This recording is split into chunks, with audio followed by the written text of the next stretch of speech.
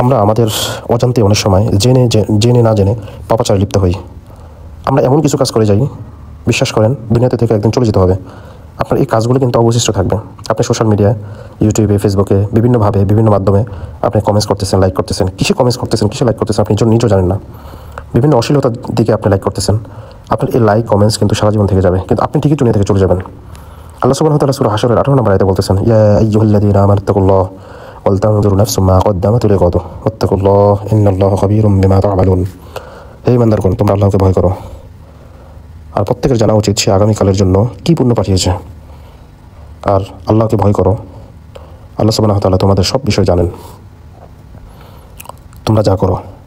ওয়ালা তাকুনু কাল্লাযীনা নাসুল্লাহা ফাআনসাহুম আনফুসাহুম উলাইকা হুমুল ফাসিকুন।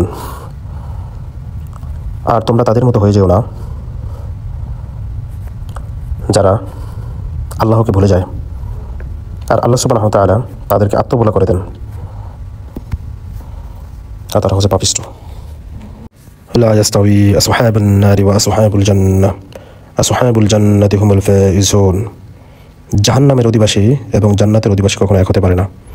জান্নাতের অধিবাসীরাই সফলকাম। আর প্রত্যেকের জানা উচিত সে কি করতেছে। আলিমাত নাফসু মা কদ্দামাত ওয়া আখারাত। সেদিন সে জেনে যাবে সে কি পাঠাইছে আগামী দিনের জন্য এবং সে পূর্বে কি রেখে এসেছে।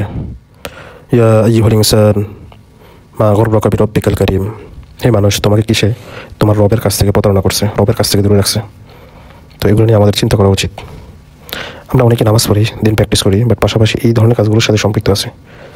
ফেসবুক কাকে লাইক করতেছি, কাকে কমেন্টস করতেছি, এটা কখনোই চিন্তা করি না, কিন্তু এগুলো থেকে যাবে। তো আল্লাহ তাআলা আমাদেরকে বেশি বেশি সাদাকা জারিয়া কাজ করার তৌফিক দান করুন, আর এই সমস্ত অশ্লীলতার কাছ থেকে দূরে রাখুন।